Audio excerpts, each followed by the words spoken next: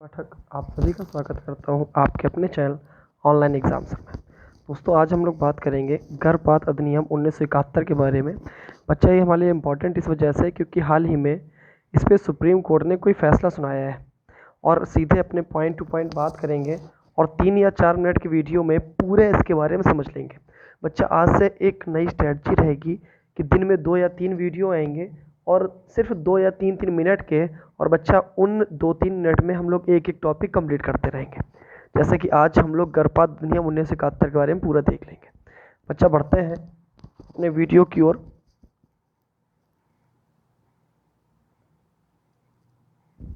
देखिए बच्चा, जो बात आपके लिए इम्पोर्टेंट है वो मैंने हाईलाइट कर दी है। जैसे बच्चा ऊपर हेडिंग लिखा है the medical termination of pregnancy act 1971। सबसे पहली बात बच्चा, जो गर्भपात अधिनियम है वो कब आया था? 1971 में। अब दूसरी चीज़ पढ़िएगा, उच्चतम न्यायालय में भारत के सभी महिलाओं को अब देखो इम्पॉर्टेंट, रुको बच्चा ध्यान से देखना क्या लिखा है। सभी महिलाओं को, वो इवन विवाहित हो या फिर अविवाहित हो, वो कैसी भी महिलाएं हैं, वो अगर भारत देश की हैं तो बच्चा सुरक्षित और कानून गर्भपात देखभाल प्राप्त करने के लिए 24 सप्ताह तक गर्भपात कराने की अनुमति प्रदान की है। तो वह पहले ऐसे नहीं था। पहले अगर विवाहित है तो उनके लिए ये समय अवधि अलग थी और जो अविवाहित है उनके लिए समय अवधि अलग थी। अब बच्चा देखो आगे पढ़ते हैं, लिखा है इसमें कि इसने the medical termination of pregnancy act, बेटा देखना ध्यान से, the medical terminancy of pregnancy act 1971, जिस लाइन को हमने हाईलाइट किया है उस बात को आप अपने नोटबुक में लिखते रहिएगा, को विस्तारित किया है। जो क्या हुआ? विस्तारित किया है जो अविवाहित महिलाओं को 24 सप्ताह तक के गर्भ के समाप्त करने से रोकता है। अधिनियम 1971 के इस नियम 2003 के तहत बहुआ 20 सप्ताह से 24 सप्ताह की गर्भवती अविवाहित महिलाओं की पंजीकृत चिकित्सकों की मदद से गर्भपात करने का अधिकार नहीं है। अब बहुआ देखो, मेडिकल टर्मिनेशन ऑफ प्रेगनेंसी अधिनियम में नवीनतम संशोधन वर्ष 2021 में किया गया।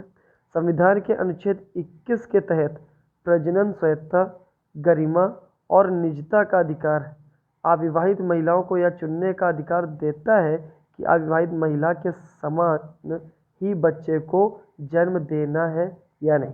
अब बउआ देखो कुछ बातें हैं जो अलग से हम आपको लिखाएंगे, उसके पहले अभी पूरा और देख लीजिएगा क्या क्या है इसमें बउआ। और उसके बाद काफ़ी बातें इन्होंने बताई है। अब देखो मेन इंपॉर्टेंट बच्चा, उन्होंने कहा है कि आप अगर विवाहित के लिए अलग कानून और अविवाहित के लिए अलग कानून रखते हैं तो बउआ आर्टिकल 14 का आनंद होगा, क्योंकि आर्टिकल 14 में साफ साफ लिखा है समानता का अधिकार। तो बेटा अगर अलग ऐसा ऐसा करते हो तो समानता का अधिकार नहीं रह जाएगा, ये बात उन्होंने कही है। फिर उन्होंने कहा है कि विवाहित अविवाहित महिलाओं के बीच भेदभाव संवैधानिक रूप से सही नहीं है, यानी महिला विवाहित है तो अलग उसके लिए संविधान और अविवाहित है तो अलग संविधान। ये बात सुप्रीम कोर्ट ने कहा है कि कोई भेदभाव नहीं कर होना चाहिए, एकल विवाहित महिलाओं को समान रूप से प्राप्त है।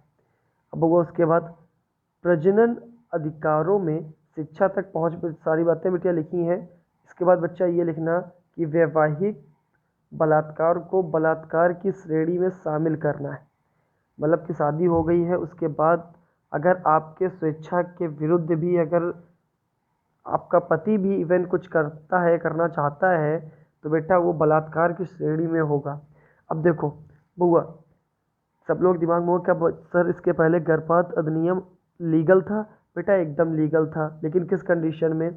जब चेकअप के दौरान ये पता चले कि बेटा जो आपका बच्चा है जो आपके अभी कोख में पल रहा है वो अगर बुआ मानसिक रूप से विकलांग है या शारीरिक रूप से विकलांग है या माँ को बच्चे को जन्म देने से माँ को खतरा है, तो इन कंडीशन पे वो गर्भपात करा सकती थी, वो भी डॉक्टर के सलाह पर। अब बउआ लेकिन उस पर भी जो अविवाहित थे उनके लिए रखा गया था 20 सप्ताह के अंदर, विवाहित थे उनके लिए रखा गया था 24 सप्ताह। लेकिन अब बउआ सबको ख़त्म करके दोनों को एक ही रूप में श्रेणी में ला दिया गया। Thank you for class. Video कैसा लगा तुरंत बताइएगा। जय हिंद जय भारत।